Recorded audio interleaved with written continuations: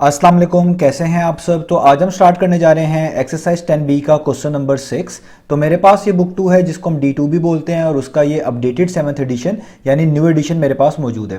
तो इस new addition का ये चैप्टर नंबर 10 चल रहा है। मैंने इस चैप्टर के नेम से एक सेपरेट प्लेलिस्ट बनाई हुई है, उसका लिंक भी नीचे डिस्क्रिप्शन में दिया हुआ है ताकि आप लोगों को इस चैप्टर से रिलेटेड तमाम सोल्यूशंस एक ही जगह पर आसानी से इसी प्लेलिस्ट में मिल सकें। इसके अलावा आपको डिस्क्रिप्शन में मेरे सोशल अकाउंट्स के लिंक यानी मेरी फेसबुक प्रोफाइल और मेरी इंस्टाग्राम प्रोफाइल का लिंक भी मिल जाएगा। आप इन्हीं अकाउंट्स के थ्रू अपने क्वेश्चंस को, सजेशंस को मुझ तक भी पहुंचा सकते हैं। तो आइए स्टार्ट कर लेते हैं हम क्वेश्चन नंबर 6 को। तो अब आपको सामने स्क्रीन पर क्वेश्चन नंबर 6 की स्टेटमेंट भी लिखी हुई नजर आ रही है। नीचे पार्ट नंबर ए में जो फिगर गिवन है जो कि एक रोम्बस है वो भी बनी हुई नजर आ रही है। सबसे पहले हम क्वेश्चन नंबर 6 की स्टेटमेंट को रीड कर लेते हैं। तो क्वेश्चन नंबर 6 की स्टेटमेंट में लिखा हुआ है find the values of the unknowns in each of the following rhombuses. तो आपको कहा जा रहा है कि क्वेश्चन नंबर 6 के डिफरेंट पार्ट्स में डिफरेंट रोम्बसेस बनाकर दी गई हैं। आपने इन तमाम रोम्बसेस के अंदर जो अननोन्स हैं यानी जिनकी वैल्यूज आपको मालूम नहीं है उनकी वैल्यूज को फाइंड आउट करके दिखाना है। तो जैसे आप ए पार्ट में देखिए, नीचे एक रोम्बस बनी हुई है और इस रोम्बस में ए डिग्री मेंशन्ड है और बी डिग्री मेंशन्ड है। तो ये दोनों के दोनों ही अननोन है। आपने इन दोनों ही की वैल्यूज को फाइंड आउट करना होगा इस पार्ट नंबर ए में। और इसी तरीके से आप डिफरेंट पार्ट्स में देखेंगे, डिफरेंट अननोन्स आपको गिवन होंगे, तो उन सब अननोन्स की आपने वैल्यूज को फाइंड आउट करके दिखाना है। यही क्वेश्चन नंबर 6 की स्टेटमेंट में कहा गया। तो अब हम स्टार्ट करते हैं इस पार्ट नंबर ए को। तो इसको स्टार्ट करने से पहले एक चीज आप याद रखिएगा कि यहां पर आपको रोम्बस की प्रॉपर्टीज आनी चाहिए कि रोम्बस किसको बोलते हैं, उसके अंदर क्या प्रॉपर्टीज होती हैं। उन्हीं की मदद से आप इन अननोन्स की वैल्यूज को आसानी से फाइंड आउट कर पाएंगे। तो मैं जो जो प्रॉपर्टी हमने क्वेश्चन में यूज करनी होगी वो साथ साथ बताता जाऊंगा, कोशिश करूंगा मैक्सिमम बताता जाऊं। और इसके अलावा आपकी बुक में भी रोम्बस की प्रॉपर्टीज मेंशन्ड है, अलग से टेबल बना हुआ है जिसमें डिफरेंट फिगर्स की प्रॉपर्टीज मेंशन्ड है, वो आपको आनी चाहिए।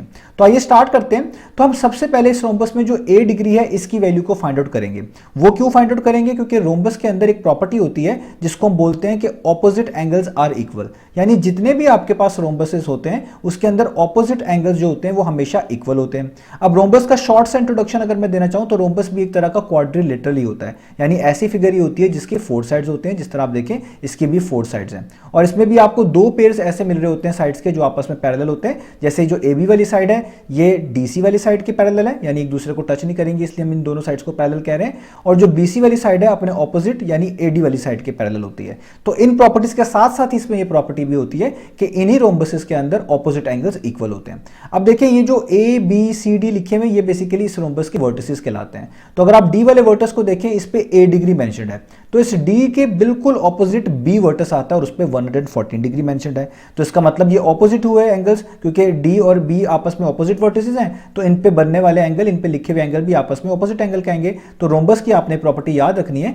कि इसमें ऑपोजिट एंगल इक्वल होते हैं। तो अगर यहां पर 114 लिखा हुआ है तो इसके ऑपोजिट भी 114 होना चाहिए, यानी यहां पे ए है तो इसका मतलब ए भी 114 होना चाहिए। आपने देखें ए की वैल्यू तो यहां पर देख के ही पहचान ली, इसको हम यहां पर लिख भी देंगे। तो हम इसका सोल्यूशन में क्या लिखेंगे? हम लिखेंगे since A B C D, ये रोम्बस का नाम है ए बी सी डी इसके वर्टिस के मुताबिक, तो आप ऐसे लिखेंगे since A B C D is a rhombus, क्योंकि ये क्या है? रोम्बस है। तो इससे क्या होता है? रोम्बस के अंदर ऑपोजिट एंगल्स जो होते हैं वो हमेशा इक्वल होते हैं। So opposite angles are equal, या आप लिखेंगे so opposite angles are equal. तो ऑपोजिट एंगल्स इक्वल होते हैं रोम्बस में। अब आप इसी चीज को यहां पर मेंशन भी करेंगे कि वो ऑपोजिट एंगल कौन कौन से हैं। तो देखिए पहला एंगल तो यहां पर इस डी वर्टिस पे बन रहा है, इसको आप इस तरह पढ़ेंगे ए डी सी, यानी ए और सी के दरमियान डी पे बनने वाला एंगल। तो आप लिखेंगे कि ए डी सी, तो डी पे हैट लगाएंगे जिससे मुराद है यहां पर एंगल मुराद ली जा रही है। ये किसके इक्वल होगा? अपने बिल्कुल सामने बनने वाले एंगल के, जो कि 114 है, वो बी पे बन रहा है, जिसको आप रीड करेंगे ए और सी के दरमियान बी पे बनने वाला एंगल, यानी ए बी सी। तो आप कहेंगे ए डी सी और ए बी सी क्या है? आपस में इक्वल हैं। तो अगर ये 114 है तो इसके सामने वाला भी कितना होगा? 114। तो ये दोनों कितने हैं? 114 डिग्री। यहां पर आप लिख देंगे। अब जब आप इस चीज को यहां पर मेंशन कर देंगे, इसी से ये बात क्लियर हो जाएगी कि ए बी 114 है। तो आप यहां पे लिख देंगे एंड हैंस, तो इससे ये बात क्लियर हो जाती है कि जो 114 के ऑपोजिट ए है तो वो भी कितना है? 114, यानी ए की वैल्यू 114 है। और आप इसी वैल्यू को ऐसे भी कोट कर सकते हैं, दोनों चीजें इक्वल हैं तो आप इनको डिग्री के बगैर भी लिख सकते हैं कि कंपैरिजन कर लें, डिग्री डिग्री के लिहाज से इक्वल है तो नीचे लिखी हुई चीजें भी आपस में इक्वल होंगी, यानी ए और 114 भी आपस में इक्वल होंगे डिग्री के बगैर। तो ये आपने देखें ए की वैल्यू फाइंड आउट कर ली रोम्बस की प्रॉपर्टी की मदद से। तो अब हम करते हैं बी की वैल्यू फाइंड आउट। तो पहले आप नोटिस करें जो बी डिग्री यहां पर लिखा हुआ है वो एक तरह के ट्राइंगल के अंदर लिखा हुआ है। कैसे? अगर आप इस चीज पे गौर करें कि यहां पर ए से लेके बी तक एक साइड है, बी से लेके सी तक दूसरी साइड है और सी से वापस इधर आए ए की तरफ तो तीसरी साइड मुकम्मल हो जाती है, यानी ये पूरा एक ट्राइंगल बन रहा है और इस ट्राइंगल के अंदर ये एक एंगल बी डिग्री मेंशन्ड है। पहली बात तो ये हो गई। अब आप यहां पर रोम्बस की प्रॉपर्टी यूज करेंगे तो रोम्बस की एक और प्रॉपर्टी ये होती है कि रोम्बस की तमाम साइड्स की लेंथ इक्वल होती है, यानी स्क्वायर की जिस तरह तमाम साइड्स की लेंथ एक जैसी होती है वैसे रोम्बस में भी होता है। रोम्बस में भी तमाम साइड्स की जो लेंथ होती है वो एक जैसी होती है। तो इससे ये बात क्लियर हो गई कि जो ए बी वाली साइड है जितनी लेंथ इसकी होगी उतनी ही बी सी वाली लेंथ की होगी। और ये एक मैंने आपको भी बताया एबीसी एक ट्राइंगल भी बन रहा है। तो ऐसा ट्राइंगल जिसकी दो साइड्स की लेंथ इक्वल हो जाए उसको हम बोलते हैं आइसोसेलेस ट्राइंगल। और आइसोसेलेस ट्राइंगल की ये खूबी होती है कि उसमें दो साइड्स इक्वल होने के साथ साथ उसके बेस एंगल्स भी इक्वल होते हैं। बेस एंगल क्या होते हैं? जो ट्राइंगल की बेस से बन रहे होते हैं। जैसे इस ट्राइंगल की बेस एसी है, यहां पर आप देखें एक एंगल इसके साथ कनेक्टेड है बी डिग्री, तो एक तो ये इसका बेस एंगल है, दूसरा एंगल होगा यहां वाला। तो ये दोनों इक्वल होते हैं हमेशा जब भी आपके पास आइसोसेलेस ट्राइंगल का केस बन रहा हो, क्योंकि ये ट्राइंगल एक आइसोसेलेस ट्राइंगल बन चुका है, इसकी ए बी और बी सी वाली साइड इक्वल है रोम्बस की प्रॉपर्टी की वजह से, तो इसलिए आप कहेंगे बेस एंगल भी इक्वल है। तो अगर ये बी डिग्री है तो ये वाला भी क्या होगा? B degree. तो पहले आपने इस चीज को यहां पर मेंशन करना है, उसके बाद हम देखें एक डिफरेंट प्रॉपर्टी को यूज करके हम बी की वैल्यू भी निकाल लेंगे। तो पहले हम इस चीज को मेंशन कर देते हैं दोबारा से। तो हम यहां पे दोबारा से लिखेंगे कि since A B C D is are rhombus, क्योंकि ये क्या है? रोम्बस है, ठीक है। तो रोम्बस के अंदर तमाम साइड्स इक्वल होती हैं। तो अभी हम किस साइड की बात कर रहे हैं? ए बी और बी सी की। तो आप कहें कि ए बी और बी सी, आप ए बी भी कह सकते हैं, बी ए भी कह सकते हैं, सी बी भी कह सकते हैं, बी सी भी कह सकते हैं, इससे कोई इशू नहीं। आप सी बी लिख लें, ए बी लिख लें, यहाँ पर बी ए लिख लें, मतलब इनका कोई इशू नहीं है। तो मैंने कहा ये ए बी और सी बी क्या है? आपस में इक्वल है। तो अगर साइड्स इक्वल हो तो बेस एंगल भी इक्वल होते हैं। तो आप लिखेंगे एंड आल्सो, तो इससे एक और बात क्लियर होती है कि ये वाला एंगल बी डिग्री और ये जो मैंने खुद से लिखा है ये वाला बी डिग्री, दोनों एक जैसे होने चाहिए। तो आप लिखेंगे इस एंगल को इस तरीके से, आप पढ़ लें सी ए बी, यानी सी और बी के दरमियान ए पे बनने वाला एंगल। तो आप यहां पे लिखेंगे जो सी ए बी होगा वो इक्वल होगा ये वाले एंगल के जो मैंने खुद से लिखा था, ये सी पे बन रहा है और ए और बी के दरमियान है, आप इसको पढ़ेंगे ए सी बी। तो आप कहेंगे कि ये दोनों एंगल क्या होने चाहिए? इक्वल होने चाहिए। तो अगर सी ए बी, ये वाला सी ए बी खुद से बी डिग्री है तो ए सी बी भी कितना होगा? B degree. ये दोनों के दोनों बी डिग्री होंगे। ये मैंने यहां पर खुद से पहले लिख भी दिए, यहां पे आपको बता भी दिए। तो ऐसे करने से अब हमें फायदा क्या होगा? तो अब आप देखें आपको एक तरह के ट्राइंगल के तीन एंगल्स यहां पर बता दिए गए हैं, दो बी डिग्री हैं और एक 114 डिग्री है। तो आपको ट्राइंगल की प्रॉपर्टी के बारे में पता है कि ट्राइंगल के तमाम इंटीरियर एंगल्स का सम हमेशा 180 के इक्वल आता है। तो आप इसी प्रॉपर्टी को यूज करके इनका सम 180 के इक्वल रख के बी डिग्री की वैल्यू आसानी से बता सकते हैं। तो अब आप इन सारों को सम कर लें तो ये तीन एंगल्स हैं, दो का नाम बी है तो मैं लिखूंगा बी डिग्री प्लस 114 डिग्री और इसको सम करके किसके इक्वल रख दूंगा? 180 डिग्री के इक्वल रख दूंगा और इस प्रॉपर्टी को आगे मेंशन कर दूंगा। इसको मेंशन करते हैं एंगल सम ऑफ ट्राइंगल। किस ट्राइंगल का? इसका नाम था ए बी सी, तो आप इसको लिख दें ए बी सी, यानी इस वाले ट्राइंगल के तमाम एंगल्स का सम। अब बहुत आसान है, यहाँ पर b प्लस बी कितना होता है? वो होता है 2b डिग्री। यहाँ पे 114 डिग्री वैसे का वैसे ही आ जाएगा और यहाँ पर 180 डिग्री भी वैसे का वैसे ही आ जाएगा। अब ये 114 यहाँ पर प्लस हो रहा है, तो जब आप इसको इक्वलिटी साइन के दूसरी तरफ मूव करेंगे तो ये 180 डिग्री में से जाकर क्या हो जाएगा? ये हो जाएगा सब्ट्रैक्ट, इस तरीके से। तो यहाँ पर इसके ऊपर डिग्री का सिंबल भी आ जाएगा। अब आपने क्या करना है? 180 में से 114 को माइनस कर देना है। तो आपके पास कितनी वैल्यू आ जाएगी? आपके पास आ जाएगी 66 डिग्री और यहाँ पर जस्ट बचेगा 2b डिग्री और 2 यहाँ पर मल्टीप्लाई हो रहा है। जब आप इसको इक्वलिटी साइन के दूसरे मूव करेंगे तो ये वहां जाकर 66 को डिवाइड करेगा, यानी उसके नीचे लिखा जाएगा इस तरीके से। और यहाँ पर आप बड़े आसानी से कैंसिलेशन कर सकते हैं। 2 1 टाइम्स 2 होता है और 2 को 33 टाइम्स करें तो 66 डिग्री आता है। तो बी डिग्री का आंसर आ गया 33 डिग्री। नीचे वाले 1 को लिखने की जरूरत नहीं होती, तो ये बी डिग्री का आंसर आ गया। इसी आंसर को आप ऐसे भी लिख सकते हैं कि दोनों वैल्यूज इक्वल हैं, तो डिग्री डिग्री के लिहाज से इक्वल है तो नीचे लिखी हुई चीजें भी आपस में इक्वल हैं, यानी b इक्वल है 33 के। तो देखिए हमने b की वैल्यू भी फाइंड आउट कर ली और हमने ऊपर a की वैल्यू भी फाइंड आउट कर ली। तो मैंने आपको रोम्बस की प्रॉपर्टीज भी यहाँ पर बता दी हैं कि रोम्बस के ऑपोजिट एंगल्स इक्वल होते हैं और रोम्बस के अंदर तमाम साइड्स इक्वल होती हैं और इन्हीं दो प्रॉपर्टीज की अभी यूज करके हमने a और b की वैल्यू निकाल ली है। तो उम्मीद है आपको ये वाला पार्ट समझ आ गया होगा। अब हम करते हैं इसका नेक्स्ट पार्ट।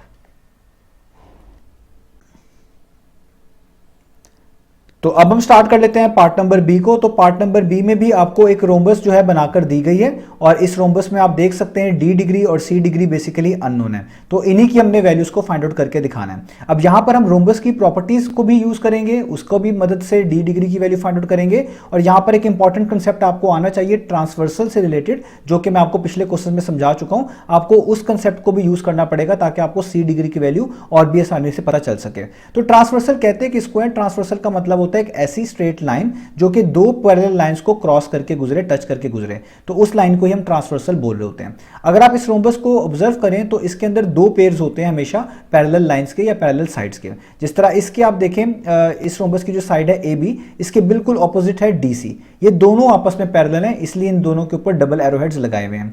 इसी तरीके से आप इस साइड को देखें ए डी, तो इसके एग्जैक्टली ऑपोजिट बनती है बी सी वाली साइड, और ये भी दोनों आपस में पैरेलल हैं। इनके ऊपर आप देखें ये सिंगल एरोहेड लगाए हुए हैं। तो ट्रांसवर्सल क्या होगी? ट्रांसवर्सल ऐसी लाइन होगी जो कि ए बी या डी सी को क्रॉस करके गुजरे या फिर बी सी और ए डी को क्रॉस करके गुजरे। तो ऐसी लाइन यहां पर पहले से मौजूद है, ये वाली जो डी से लेकर बी तक ड्रॉ की गई है, जिसको आप डायगोनल भी बोल सकते हैं, क्योंकि दो ऑपोजिट वर्टेक्स को मिलाने वाली लाइन को डायगोनल भी कहा जाता है। तो यही डायगोनल वाली लाइन बेसिकली ट्रांसवर्सल का रोल भी प्ले कर रही है। कैसे? उसके लिए हमें यहां पे थोड़ी सी कंस्ट्रक्शन करनी पड़ेगी। कंस्ट्रक्शन का मतलब होता है कि आपकी अपनी फिगर में कोई चीज जो है आप उसकी लेंथ को बढ़ा दें, एक्सटेंड करें या कुछ इस तरह की चीजें करें जिससे आपकी चीजों को समझना भी आसान हो जाए और सॉर्ट आउट करना भी आसान हो जाए। तो मैं यहां पर कंस्ट्रक्शन के तौर पे क्या करता हूं कि इस रोम्बस की जो एडी वाली साइड है इसको एक्सटेंड कर देता हूं, इसको थोड़ा सा बढ़ा देता हूं इस तरह डॉटेड लाइन से, इस डायरेक्शन में भी और इस डायरेक्शन में भी। इस तरह इस एडी लाइन के, इस एडी वाली साइड के जो पैरेलल साइड थी बीसी, उसको भी मैं इस तरह आगे एक्सटेंड कर देता हूं, इधर भी और इधर भी।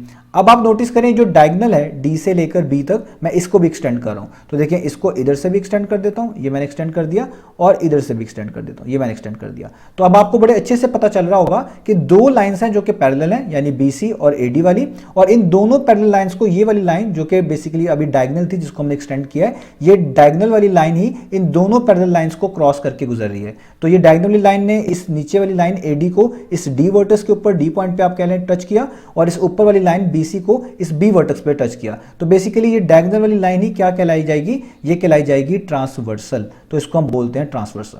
तो जब भी ट्रांसवर्सल आपके पास मौजूद होगा तो वहां पर 8 आपके पास डिफरेंट एंगल्स जो है बन रहे होते हैं, जिनमें से कुछ का नाम वर्टिकली ऑपोजिट एंगल होता है, कुछ का नाम कॉरस्पॉन्डिंग, कुछ का नाम अल्टरनेट इंटीरियर एंगल होता है। तो हम यहां पर अल्टरनेट इंटीरियर एंगल की मदद लेंगे तो आप बड़ी आसानी से सी डिग्री की वैल्यू बता देंगे। अब अल्टरनेट इंटीरियर एंगल क्या होते हैं? वो ऐसे एंगल्स को बोलते हैं इस ट्रांसवर्सल वाले केस में जो कि दो पैरेलल लाइंस के इनसाइड दरमियान में बन रहे होंगे। जिस तरह देखिए यहाँ पे एक बीसी और एडी जो है पैरेलल लाइन है, तो इनके दरमियान आपको एक सी डिग्री भी लिखा हुआ नजर आ रहा है और एक 38 डिग्री भी यहाँ पर लिखा हुआ नजर आ रहा है। तो ये दोनों के दोनों इन पैरेलल लाइंस के एक तो दरमियान है, इसका मतलब है ये इंटीरियर एंगल्स हैं। अब इनको अल्टरनेट इंटीरियर एंगल्स तब कहेंगे कि जब ये दोनों एंगल एक ही ट्रांसवर्सल के ऑपोजिट साइड्स पर मौजूद हों, जो कि ऐसा ही है। जैसे आप देखिए जो सी डिग्री है ये 20 वर्टेक्स के साथ जो कनेक्टेड है, ये इस ट्रांसवर्सल के एक तरह के राइट हैंड साइड पे मौजूद है, और इसी ट्रांसवर्सल पर आप रहें तो दूसरा जो वर्टेक्स है डी, जहां पर 38 डिग्री लिखा हुआ है, ये वाला एंगल इसी सेम ट्रांसवर्सल के आप कह लें लेफ्ट हैंड साइड पे मौजूद है।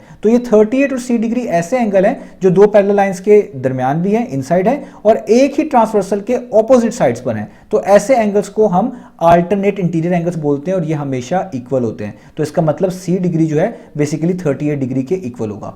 तो इतनी सी बात है, अब हमने इसको यहां पर डिस्क्राइब भी कर देना अपनी वर्डिंग में। तो हम इस वाले एंगल को पहले यहां पे लिख देते हैं। ये जो सी डिग्री वाला एंगल है इसको आप कैसे लिखेंगे? आप इसको रीड कर सकते हैं सी बी और डी, यानी सी और डी के दरमियान बी पे बनने वाला एंगल। तो आप यहां पे लिखेंगे कि ये जो एंगल होगा सी बी डी, जो कि सी है, ये इक्वल होगा किसके? इस वाले एंगल के। अब ये वाला एंगल क्या है? आप इसको इस तरह रीड कर सकते हैं बी डी ए, यानी बी और ए के दरमियान डी पे बनने वाला एंगल जो कि 38 दिया हुआ है। तो आप इसको लिखेंगे बी डी ए, ये दोनों आपस में क्या होंगे? इक्वल। तो इक्वल कैसे होंगे? अगर ये 38 है तो सी भी कितना होगा? 38 होगा। तो आप लिख सकते हैं कि ये दोनों ही बेसिकली सी होंगे, या सी कह लें, या दोनों ही बेसिकली क्या होंगे? 38 होंगे, क्योंकि अगर ये सी है तो ये भी सी होगा, अगर ये 38 है तो फिर जाहिर बात है सी भी क्या है? 38 है। तो एग्जैक्ट वैल्यू तो 38 ही है, सी तो लेटर है, तो इसका मतलब ये बेसिकली किसके इक्वल होगा? सी 38 के इक्वल होगा। और आगे आपने इस रीजन को मेंशन कर देना इस तरह, इसको मेंशन करते हैं, ये है अल्टरनेट, ये अल्टरनेट की शॉर्ट फॉर्म है, इंटीरियर, ये इंटीरियर की शॉर्ट फॉर्म है, ये एंगल की शॉर्ट फॉर्म है, और जब भी अल्टरनेट इंटीरियर एंगल बन रहे होंगे तो वो दो पैरेलल लाइंस के दरमियान होंगे। तो यहाँ पर वो दोनों पैरेलल लाइंस कौन सी हैं, एक का नाम AD है और एक का नाम BC है, जिनके दरमियान बन रहे थे। तो आप यहाँ पे लिखेंगे AD, आगे पैरेलल टू का सिंबल बनाएंगे, ये वाला सिंबल पैरेलल टू के लिए यूज करते हैं, पैरेलल टू BC। तो देखें आपने यहाँ पर C डिग्री की वैल्यू फाइंड आउट कर ली, जो कि कितनी आ गई 38 डिग्री। और आप इसी वैल्यू को ऐसे भी लिख सकते हैं कि दोनों चीजें आपस में इक्वल हैं, तो कंपैरिजन कर लें, डिग्री डिग्री के लिहाज से इक्वल है, तो C जस्ट किसके इक्वल होगा 38 के, यानी आप इनको डिग्री के बगैर भी इस तरह कोट कर सकते हैं। तो C की वैल्यू हमारे पास आ गई। अब रह गई D की वैल्यू, तो ये हम रोम्बस की प्रॉपर्टी से निकाल लेंगे। अभी मैंने आपको समझाया भी था कि जो रोम्बस होता है इसमें तमाम साइड्स की लेंथ एक जैसी होती है। तो अगर आप नोटिस करें जो D डिग्री है वो बेसिकली एक ट्राइंगल के अंदर लिखा हुआ है। किस ट्राइंगल के, अगर मैं उसको यहाँ पे वर्टिसेस के लिहाज से पढ़ूं तो बनता है ABD, यानी A से लेके B तक इस ट्राइंगल की एक साइड, B से लेके D तक दूसरी, और D से वापस A तक तीसरी। तो आप देखिए ये पूरा एक ट्राइंगल बनता है, और इस ट्राइंगल के अंदर D डिग्री मेंशन्ड है। और ये एक ऐसा ट्राइंगल है जो कि आइसोसेलेस ट्राइंगल है, क्योंकि रोम्बस की प्रॉपर्टी के मुताबिक रोम्बस की तमाम साइड्स इक्वल लेंथ की होती हैं। तो इससे बात क्लियर होती है कि ये वाली साइड भी और ये वाली साइड भी, यानी AB भी और AD भी इक्वल लेंथ की होंगी। तो ऐसा ट्राइंगल जिसकी दो साइड्स इक्वल लेंथ की हो उसको हम आइसोसेलेस ट्राइंगल भी बोलते हैं। तो बेसिकली ये D डिग्री एक तरह के आइसोसेलेस ट्राइंगल के अंदर मौजूद है, और आइसोसेलेस ट्राइंगल की प्रॉपर्टी होती है कि उसके बेस एंगल इक्वल होते हैं। तो अगर यहाँ पर ये जो D यहाँ पे वर्टेक्स के ऊपर 38 डिग्री लिखा हुआ है, ये DB जो है इस ट्राइंगल की बेस है। तो बेस के साथ बनने वाले एंगल बेस एंगल होते हैं। तो अगर ये 38 डिग्री है तो दूसरा बेस एंगल ये भी कितना होना चाहिए, 38 डिग्री होना चाहिए। तो ये चीज पहले हम यहां पर मेंशन करेंगे अपनी वर्किंग के अंदर कि हम लिखेंगे since ABCD is a rhombus, ये इसके वर्टिसेस के मुताबिक इसका नाम है ABCD, since ABCD is a rhombus, क्योंकि ABCD जो है वो क्या है, रोम्बस है। तो रोम्बस के अंदर क्या होता है, सारी साइड्स की लेंथ इक्वल होती है, तो AD और AB की लेंथ क्या होगी, इक्वल। तो आप लिखेंगे तो AD और AB की लेंथ क्या होगी, इक्वल। और एंड आल्सो, और इसके साथ साथ, क्योंकि जब किसी भी ट्राइंगल की दो साइड्स की लेंथ इक्वल हो जाए, क्योंकि ये जो रोम्बस की दो साइड्स इक्वल हुई हैं, ये बेसिकली अंदर एक ट्राइंगल भी बन रहा है, तो इसकी वजह से एक आइसोसेलेस ट्राइंगल भी बन गया। तो जब भी किसी ट्राइंगल की दो साइड्स इक्वल हो जाए तो उसके बेस एंगल भी इक्वल होते हैं, यानी ये वाला एंगल जो मैंने खुद से लिखा है, जिसको आप पढ़ेंगे ABD, यानी A और D के दरमियान B पे बनने वाला एंगल ये वाला भी, और वो ADB वो वाला भी, ये दोनों इक्वल होंगे। तो पहले इसको लिख लेते हैं, ABD यानी A और D के दरमियान B पे बनने वाला एंगल, यानी ABD, और दूसरा वाला जो उन्होंने खुद से हमें दिया हुआ था जो है ADB, यानी A और B के दरमियान D पे बनने वाला एंगल, ये दोनों क्या होंगे, ये होंगे इक्वल। तो अगर एक 38 है तो दूसरा भी क्या होगा 38, यानी सारे के सारे दोनों के दोनों 38 हो गए। तो अब आप देखें आसानी हो गई, आपको एक ट्राइंगल में दो एंगल्स पता है, दोनों के दोनों 38 है, तीसरा एंगल D है जो कि आपने फाइंड आउट करना है। तो आप ट्राइंगल के एंगल सम वाली प्रॉपर्टी यूज करके आसानी से इस D डिग्री की वैल्यू फाइंड आउट कर सकते हैं। तो अब आप इन तीनों को सम करें, और ट्राइंगल के तमाम एंगल का सम हमेशा 180 के इक्वल होता है, तो इसी प्रॉपर्टी को यूज करके आप D डिग्री की वैल्यू निकाल लेंगे। तो आप यहाँ पे लिख लें कि अगर अब हम क्या कर लें कि D डिग्री को और वो जो दो एंगल्स थे ऊपर जो कि दोनों के दोनों 38 थे, उन दोनों को सम कर लें, D को और बाकी दोनों को, तो वो आते हैं 180 डिग्री के इक्वल। और इस प्रॉपर्टी का नाम होता है एंगल सम ऑफ ट्राइंगल। ये किस ट्राइंगल के एंगल्स का सम है, ABD। आप इसको किसी और तरीके से पढ़ सकते हैं, मैं इसको ABD पढ़ रहा हूं, तो यहां पे आप लिख देंगे ABD। अब जस्ट सॉल्व कर लें। अब आप देखिए 38 और 38 जो है वो ऐड हो सकते हैं, तो 38 में 38 डिग्री ऐड करेंगे तो कितना आ जाएगा 76 डिग्री, यहाँ पर 180 डिग्री आपके पास जस्ट बचेगा, और ये 76 डिग्री यहाँ पर ऐड हो रहा है, इसको आप इक्वलिटी साइन के दूसरी तरफ मूव करेंगे तो ये 180 में से आपके पास 76 डिग्री ऐड हो रहा है, दूसरी साइड में मूव करेंगे तो 180 डिग्री में से ये क्या हो जाएगा, सब्ट्रैक्ट हो जाएगा। तो यहाँ पर आप लिख देंगे 180 डिग्री माइनस 76 डिग्री, तो 180 में से 76 निकाल लें, वो होता है 104 डिग्री। तो डी का आंसर भी आ गया, क्योंकि यहाँ पर दोनों चीज़ें इक्वल हैं, तो कंपैरिजन कर लें, डिग्री डिग्री के लिहाज से इक्वल है, तो आप यूँ भी कह सकते हैं कि जो नीचे लिखी हुई चीज़ें हैं यानी डी और 104 वो भी इक्वल है, यानी आप इसको डिग्री के बगैर भी ऐसे कोट कर सकते हैं। तो देखिए डी का आंसर भी आ गया 104, और ऊपर हमने सी का आंसर भी निकाल लिया 38। तो इस तरह आपने ये प्रॉपर्टीज़ को याद रखना है, इन्हीं प्रॉपर्टीज़ की मदद से आप इधर अननोन्स की वैल्यूज़ को फाइंड आउट कर पाएंगे। तो उम्मीद है आपको ये दोनों पार्ट समझ आए होंगे। अब चलते हैं हम इसके नेक्स्ट पार्ट की तरफ। तो अब हम स्टार्ट कर लेते हैं पार्ट नंबर सी को। तो पार्ट नंबर सी में आप देख सकते हैं यहाँ पर भी एक रोम्बस हमारे पास गिवन है और इस रोम्बस में ई डिग्री और एफ डिग्री की वैल्यू जो है वो अननोन्स हैं। इन्हीं की वैल्यूज को हमने फाइंड आउट करके दिखाना है। तो यहाँ पर भी हम ट्रांसवर्सल का कंसेप्ट यूज करेंगे और रोम्बस की प्रॉपर्टीज यूज करेंगे। उन्हीं प्रॉपर्टीज और ट्रांसवर्सल की मदद से हम इजीली ई और एफ की वैल्यू फाइंड आउट कर पाएंगे। तो आपको ट्रांसवर्सल के बारे में अच्छे से आना चाहिए क्योंकि ये आपको बहुत से क्वेश्चंस के अंदर हेल्प करेगा। तो मैं शॉर्टली एक्सप्लेन कर दूं ट्रांसवर्सल किसको बोलते हैं। तो लेट्स से अगर आपके पास इस तरह की कोई दो लाइंस हो जो कि आपस में पैरेलल हो और कोई स्ट्रेट लाइन इन दोनों को क्रॉस करके गुजरे इस तरीके से, तो इसी लाइन को, ये जो क्रॉस करके गुजर रही होती है इन दोनों पैरेलल लाइंस को, हम इसी लाइन को बोलते हैं कि ये क्या है, एक ट्रांसवर्सल। तो यहां पर भी आपने पहले ट्रांसवर्सल ढूंढनी है और ट्रांसवर्सल को ढूंढने के लिए आपको पैरेलल लाइंस ढूंढनी पड़ेंगी। तो अगर आप इस रोम्बस को देखें, इसकी 4 साइड्स हैं, तो इसमें 2 पेयर्स ऐसे हैं जो कि पैरेलल साइड्स के हैं। जैसे इस रोम्बस की जो एक साइड है ए बी, आप इसके बिल्कुल ऑपोजिट देखें डीसी साइड लिखी हुई है और ये दोनों पैरेलल हैं। दोनों पे देखिए सिंगल एरोहेड लगे हुए जो कि पैरेलल होने की निशानी है। इसी तरीके से इस रोम्बस की साइड देखें एडी, इसके बिल्कुल ऑपोजिट साइड बनती है बीसी, ये भी दोनों पैरेलल हैं क्योंकि दोनों पे डबल एरोहेड्स लगे हुए हैं। तो आपको पैरेलल लाइंस तो मिल गई। अब जस्ट आपने ट्रांसवर्सल ढूंढना है। तो सबसे पहले आप देखें इस वाली लाइन को जो कि ए से स्टार्ट हो रही है और सी तक जा रही है। यूं भी आप कह सकते हैं कि सी और ए वर्टस को आपस में मिला रही है और ये दोनों ऑपोजिट वर्टस हैं। तो ऐसी लाइन जो ऑपोजिट वर्टस को मिलाती है उसी को हम डायगोनल बोलते हैं। तो ये ए से लेके सी तक की लाइन एक तरह की डायगोनल भी है और यही लाइन जो है बेसिकली ट्रांसवर्सल का रोल भी प्ले कर रही है क्योंकि ये ऊपर वाली साइड जो कि डीसी है उसको सी पॉइंट पर और नीचे वाली साइड जो कि एबीएस रोम्बस की उसको ए पॉइंट पर टच कर रही है और ये दोनों साइड्स आपस में क्या है, पैरेलल। और ऐसी ही लाइन को जो कि पैरेलल साइड्स को या पैरेलल लाइंस को आप कह लें टच करती है, क्रॉस करती है, तो उसी लाइन को हम ट्रांसवर्सल बोलते हैं। अब आप इसको इस तरह भी बेहतर तरीके से समझ सकते हैं कि अगर मैं डीसी वाली साइड को इधर एक्सटेंड कर दूं और इधर से इसको इधर एक्सटेंड कर दूं, इस तरह जो नीचे साइड है एबी रोम्बस की, इसको इधर एक्सटेंड कर लूं और इसको भी इधर एक्सटेंड कर लूं और ये जो लाइन है जिसको हमने डायगोनल भी कहा है और ये आपके पास ट्रांसवर्सल का रोल भी प्ले करेगी, इसको भी आप इस तरह आगे भी एक्सटेंड कर लें और पीछे भी एक्सटेंड कर लें, तो बिल्कुल आपको ये वाली सिचुएशन नजर आएगी कि 2 पैरेलल लाइंस नजर आएंगी और दरमियान में से इस तरह ये ट्रांसवर्सल इन दोनों पैरेलल लाइंस को क्रॉस करते हुए गुजर रहा होगा। तो अब आपको ट्रांसवर्सल भी मिल गया, पैरेलल लाइंस भी मिल गई। तो अब हमें ई की वैल्यू कैसे पता चल सकती है? तो हम जानते हैं कि ट्रांसवर्सल के केस में एक हमारे पास एंगल्स होते हैं जिनको हम बोलते हैं अल्टरनेट इंटीरियर एंगल। ये ऐसे एंगल्स होते हैं जो दोनों पैरेलल लाइन के दरमियान बन रहे होते हैं और एक ही ट्रांसवर्सल पे रहते हुए ऑपोजिट साइड्स पे मौजूद होते हैं। तो अगर आप इस वाली लाइन को देखें जो कि ट्रांसवर्सल है, जिसको हम डायगोनल भी बोल रहे थे, कि इसी ट्रांसवर्सल पे एक एंगल लिखा हुआ है ई डिग्री और ये बिल्कुल इस ट्रांसवर्सल के साथ मिलकर बन रहा है, आप यहां पर देख सकते हैं।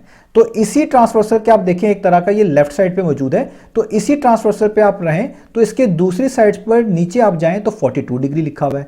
तो ये ई डिग्री और 42 डिग्री दोनों एक तो पैरेलल लाइंस के दरमियान है, बीच में है, तो ये इंटीरियर एंगल भी कहलाएंगे। और दूसरा क्योंकि ये एक ही ट्रांसवर्सल के ऊपर रहते हुए ऑपोजिट साइड पे मौजूद है, वो वाला ई आप कह लें इस ट्रांसवर्सल के लिहाज से लेफ्ट साइड पे है और ये वाला आप कह लें 42 इस ट्रांसवर्सल के लिहाज से राइट हैंड साइड पे है। तो ऐसे एंगल्स को हम अल्टरनेट इंटीरियर एंगल बोलते हैं और ये हमेशा आपस में इक्वल होते हैं। यानी अगर यहां पर 42 लिखा हुआ है तो ये ई भी कितना होगा, 42। तो यही चीज आपने पहले यहां पर बता देनी है, यही ई की वैल्यू होगी। तो अब हम इसका सोल्यूशन लिखते हैं, तो हम लिखेंगे एज, हमने इन एंगल्स को यहां पर लेबल करना है। तो ये ई डिग्री को आप किस तरह लेबल करेंगे, कैसे मेंशन करेंगे? तो ये एंगल बनता है बेसिकली डी सी ए, यानी डी और ए के दरमियान सी पर। तो आप इसको लिखेंगे डी सी ए, कि ये वाला एंगल इक्वल होगा किसके, इस 42 के। और ये 42 वाला एंगल किन दो चीजों के, किन दो वर्टस के दरमियान बन रहा है? ये बन रहा है बी और सी के दरमियान ए पर, यहां पे ए लिखा हुआ, तो आप इसे पढ़ेंगे बी ए सी, यानी बी और सी के दरमियान ए पर। तो लिखेंगे बी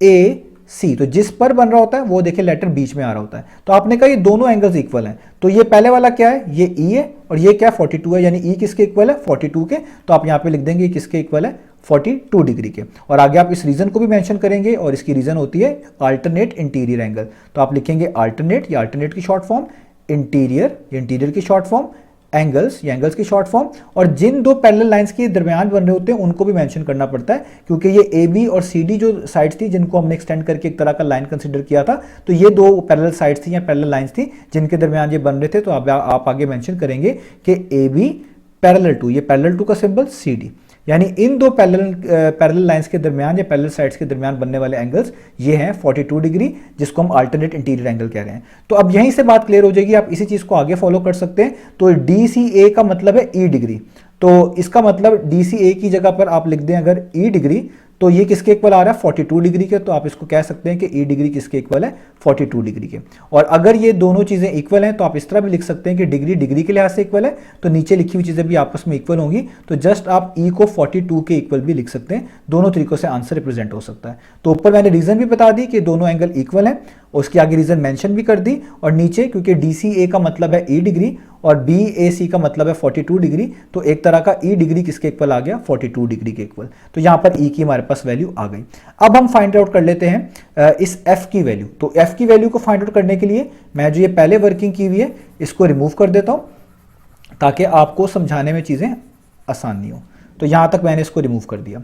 अब आप सबसे पहले नोटिस करें, यहां पर हमने रोम्बस की प्रॉपर्टीज यूज करनी है। मैंने आपको अभी ऊपर समझाया था कि रोम्बस की एक तो चारों की चारों साइड्स इक्वल होती हैं, और ये मैंने आपको चीज अब बताने लगा हूं कि रोम्बस के अंदर जो डायगोनल्स बन रहे होते हैं ये इंटीरियर एंगल को बाइसेक्ट कर रहे होते हैं। इसका क्या मतलब होता है, जैसे फॉर एग्जांपल आप देखिए जो बी से लेकर डी तक की लाइन है ये भी एक डायगोनल है, क्योंकि दो ऑपोजिट वर्टिसेस को ये लाइन मिला रही है, और ऑपोजिट वर्टिसेस को मिलाने की वजह से इस लाइन को आप डायगोनल ही बोलते हैं।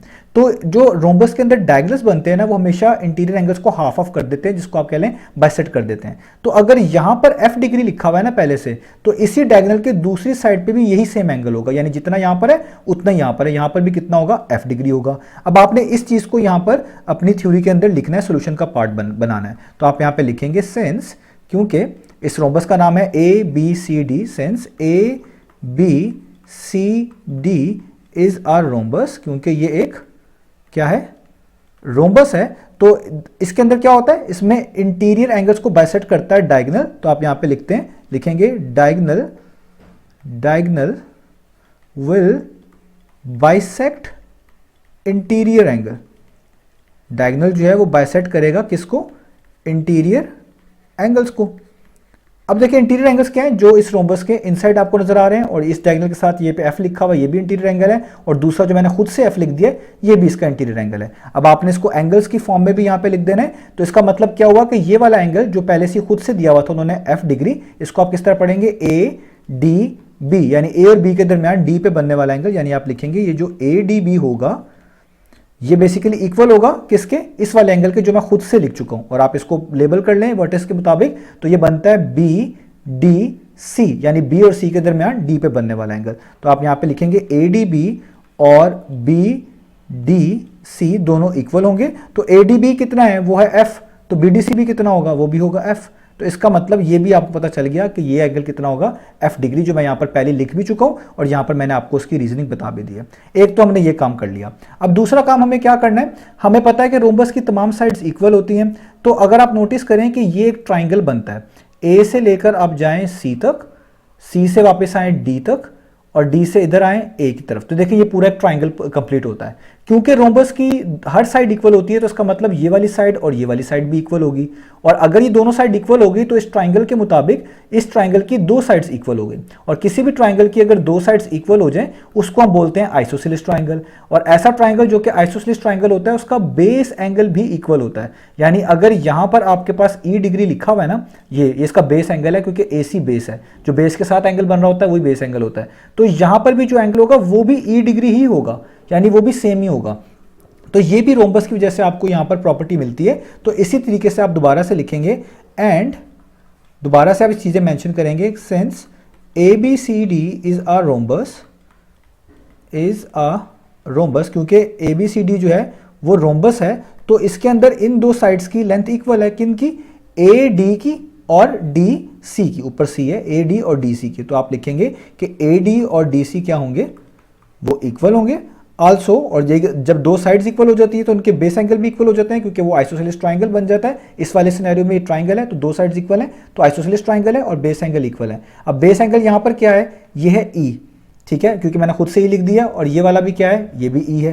तो ये दोनों ही ई हैं, ठीक है। ऊपर तो पहले से गिवन था, ये मैंने खुद से लिखा हुआ है। तो आप इसको अगर पढ़ना चाहें तो ये क्या पढ़ेंगे, डी ए सी, और इसको पढ़ना चाहें इसको क्या पढ़ेंगे, डी सी ए। तो आप कहेंगे डी ए सी और डी सी ए इक्वल होंगे। तो आप यहां पे लिख देंगे कि डी ए सी और डी सी ए दोनों इक्वल होंगे। अब आपको इनमें से एक पहले से पता है, आप निकाल चुके हैं। ये जो डी सी ए वाला है, ये वाला डी और ए के दरमियान सी पे बनने वाला एंगल ई डिग्री, ये आप निकाल चुके हैं, ये 42 है। तो इसका मतलब ये दूसरे वाला भी ई है, तो ये भी कितना होगा, 42 होगा। तो आप लिख देंगे कि ये भी कितना होगा, 42 डिग्री। तो देखिए हमने क्या कर लिया यहाँ तक। अब मैं इसके जो वर्किंग है यहाँ से रिमूव करूँ ताकि आपको आसानी हो जाए। तो अभी तक हमने क्या कर लिया, हम इसमें कौन कौन से एंगल हमें पता चल चुके हैं और कैसे अब हम f की वैल्यू आसानी से बता देंगे।